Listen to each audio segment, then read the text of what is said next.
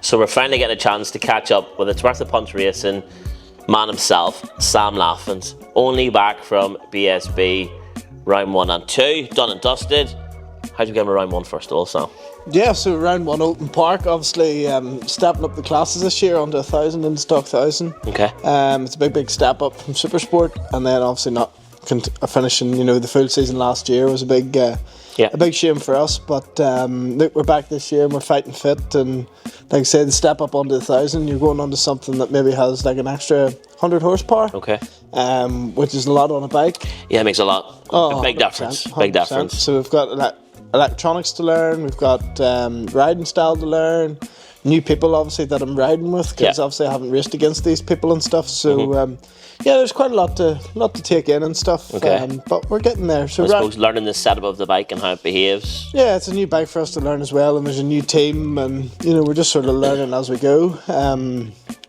Round 1 at Open was quite good. We just sort of steadily chipped away at it. Okay. Like in FP1 we were sort of doing 141s, and then by the end of the weekend we got down to 38.4. Yeah, we're getting the time down really well. Yeah, so we chipped away sort of 5 seconds, which isn't too shabby, to be fair. Yeah. And then in the race, like this year, so it's our first year in a class which is 40 odd riders in it.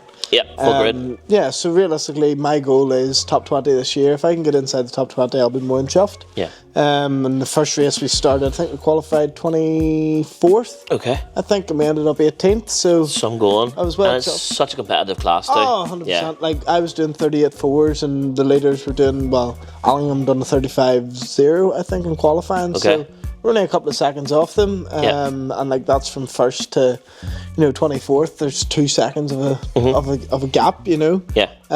So like, what's 2 seconds? It's a blink of an eye.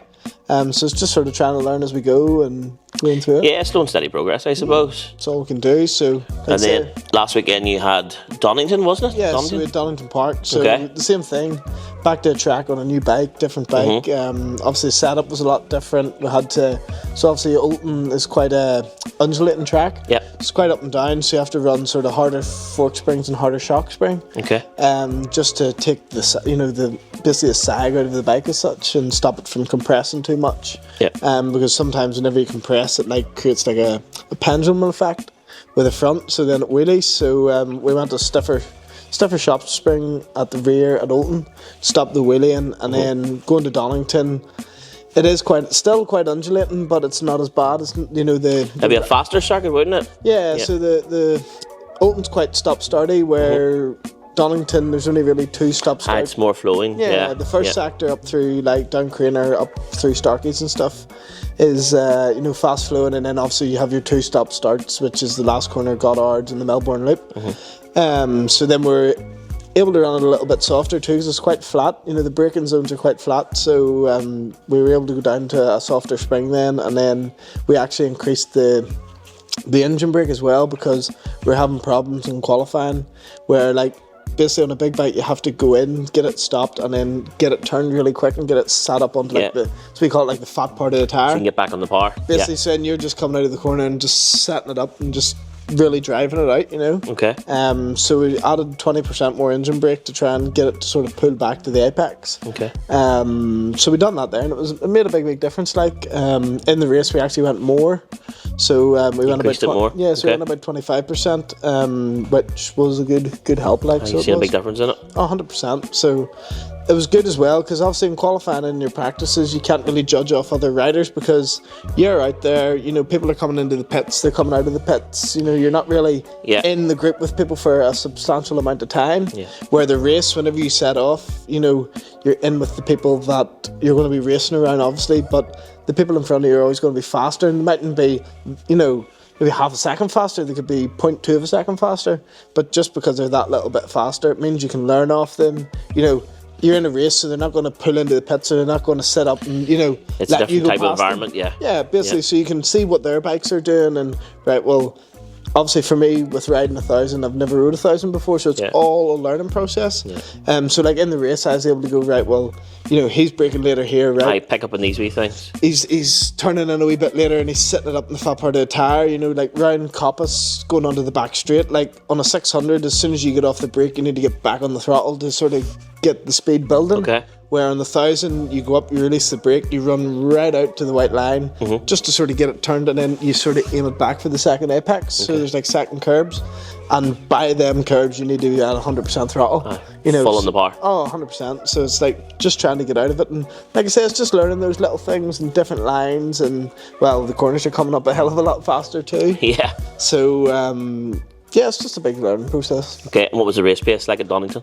Race pace at Donington was good. Like I say, we went from, so at Oulton we went from 24th to 18th, and then at the weekend we went from 26th through to 14th. That's some going. So loads of overtaking then. yeah, there was Okay. there was loads of dive bombs. So it was Larry lunging Up the inside. up the insides. It was Go to for be gold fair, and see what happens. It was quite good because there was a group of about 4 of us in the race, and then I got to the front of it, and then Joe Hard came past me, and then Callum Best came past me as well, and then it was sort of like 2 people past you, and then it was like, right, I have to get past them again. Yeah. So I made a pass into turn 1, and then I made a pass into the Melbourne Loop, which was quite good, which is all on the brakes as such. But like that's the thing, you know, like going into turn 1, you're braking. Like we were looking at the data whenever the race was over. We were obviously looking over it all, and like you're pulling. Well, I was pulling 16 brake. Basically 16 bar of brake pressure, which is like enough to endo the thing. Yeah. If it wasn't set up right. But like in the Goddards and stuff, there is like you're coming in the back wheel, like it does kick off the ground. And it's like, oh shit, you need to get back on here, the ground. basically get it stopped, to get it turned in. Yeah. But we had that, and then like I said, there was the group of us, sort of 4 battling backwards and forwards, and it was good because at Oulton, whenever I was at Oulton for the first round, I was sort of in my own little pace, and there was nobody around me, or there was nobody battling with me. You're out on your own. Yeah, it was quite lonely, to be fair. Where at Donington, like I said, there was 4 of us. We were in a group. We were catching you can push each other on as well. Oh, definitely. Like we were catching the people in front of us and different things, and it was just that little bit of like, right, well I can pass here, right, well I can break this slip much later, I can get on the throttle this much earlier. So no, it was good. It was a good experience, to be fair. Good, happy days.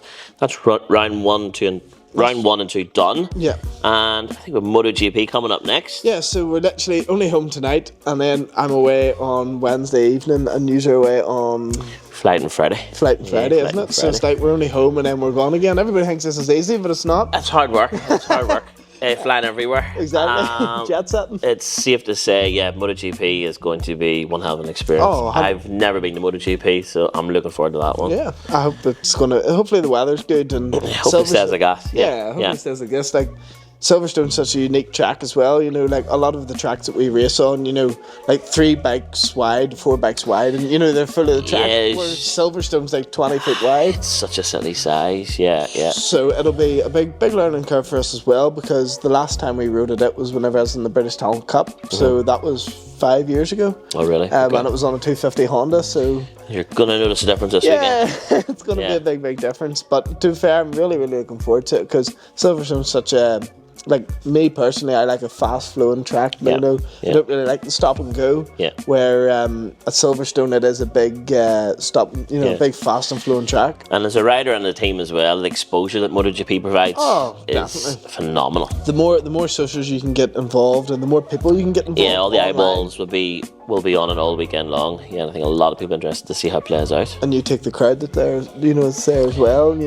And that's it's the socialising, and it's the, there's so much going on over a weekend. You have FP1, you have free practice 2, and your Friday, and then you have your qualifying on Saturday, sometimes a race on Saturday evening, and then you have your warm up on Sunday morning and then a race on Sunday. Yeah. And then between those, you have the fans that come to the circuit and the fans that come around the paddock and stuff, and they all do pop their head in. And obviously with our Sworth Punt Honda, the livery on it, everybody thinks it is it is the best looking bike, in my personal opinion. I would 100% agree.